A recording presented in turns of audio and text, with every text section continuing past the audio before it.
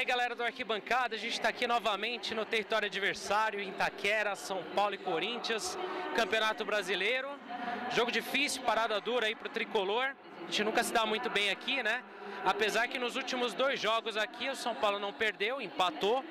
E na estatística dos últimos 10 confrontos, a vantagem é mínima para o tricolor. São 3 vitórias, 5 empates e 2 derrotas. Contando a goleada no Brasileirão do ano passado, que nós vencemos no Morumbi, e a vitória lá no título da Florida Cup no início do ano.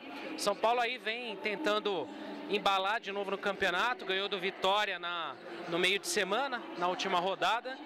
E vamos ver se ele se dá bem aí no clássico. Território que a gente realmente não guarda boas recordações. Será que é hoje? Então fiquem aí acompanhando os bastidores de São Paulo e Corinthians no Voz da Arquibancada com a nossa galera do Arquibancada Tricolor.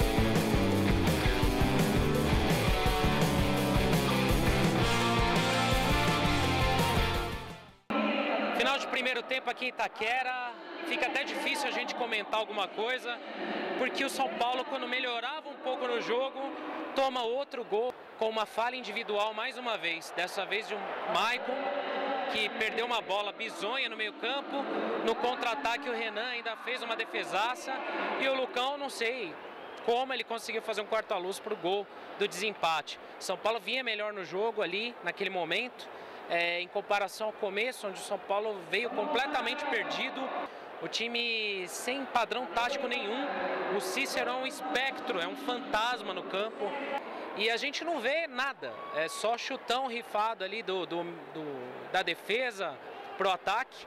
Dá até dó de ver o Prato tendo que vir buscar jogo no meio campo, tentando criar alguma jogada com o Gilberto. O Marcinho também tenta apoiar o ataque pela ala, mas acaba deixando uma avenida nas costas, até porque ele não é lateral. Quem deveria proteger ali seriam os volantes. Só que a gente tem Jusilei tentando fazer ali a marcação, o Militão até que não está mal, mas a zaga fazendo muita besteira, né? E a gente vê novamente isso. A gente não consegue entender por que Douglas entrou como titular de repente, do nada.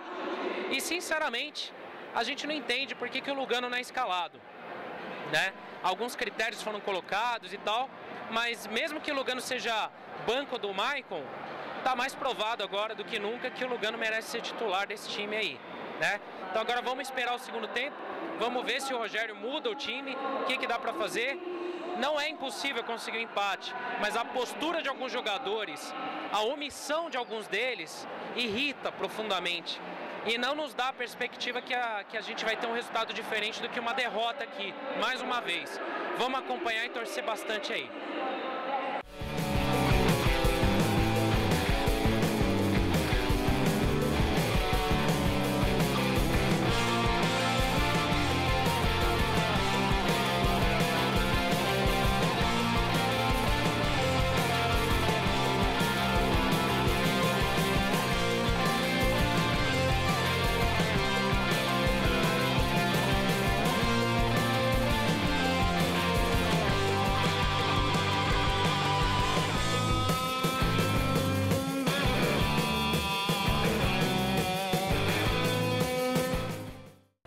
Voltou a ser titular, pra gente uma novidade, não sabe, claro, você deve ter treinado, fez gol, ainda é o artilheiro do time no ano. Como é que você se sente individualmente apesar da derrota?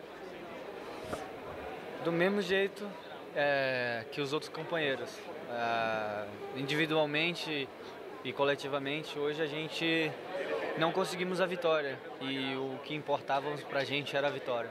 Então, é importante para mim, sim, seguir marcando os gols com a camisa do São Paulo, é importante por um atacante, mas sem vitória eu não tenho o que comemorar.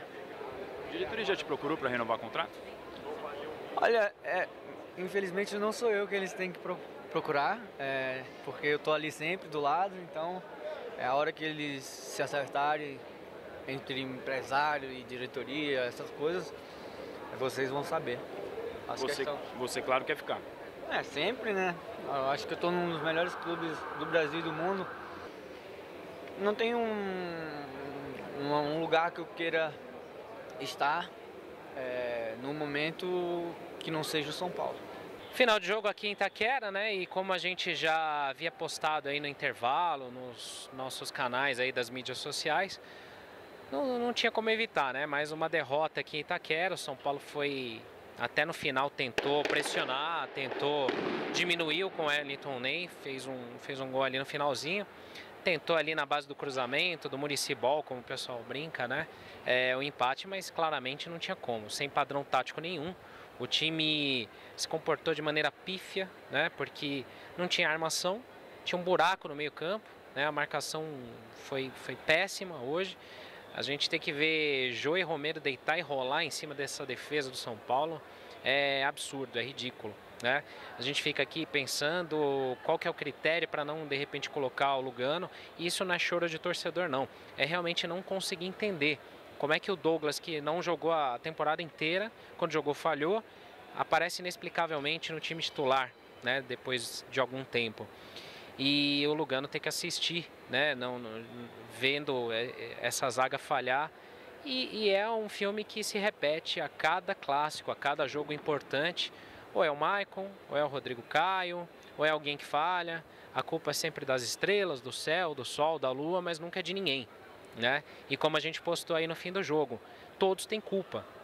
Rogério Ceni tem culpa, departamento médico tem culpa, o Leco tem culpa, jogadores do elenco têm culpa, alguns ali deveriam entrar até com um calção marrom para cobrir a borrada que eles dão toda vez que vem jogar aqui em Itaquera. Porque tem alguns caras que se apavoram, né? Tem medo. E isso não é digno para uma torcida como a do São Paulo, para uma camisa que tem o peso como a do São Paulo. O jogador que entra com medo do adversário, ele não é digno de vestir a camisa do São Paulo. Isso não pode acontecer.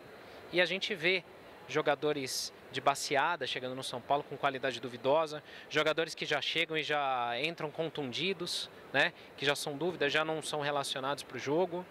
Então o São Paulo virou, como a gente sempre comenta, um resort, né? É bacana você trabalhar num lugar onde você não é cobrado, onde você não tem metas, onde você pode andar em campo, né? Você não é cobrado, você não tem alguém que tenha moral para te cobrar, né? Porque a gente também fica sem saber até como apontar o nosso canhão de críticas, porque a gente não sabe se vai só para o elenco, né, as críticas, mas também todos esses que nós mencionamos. Quando a gente fala, por exemplo, em relação à diretoria, a gente até entende que a situação financeira do clube é complicada, que você tem que vender jogadores, mas onde que essa grana está indo, né? Não é possível que só vai para pagar dívidas, né? Aí tudo bem, contratar o Prato, como a gente fala e a gente reforça aqui, a melhor contratação dos últimos anos do São Paulo.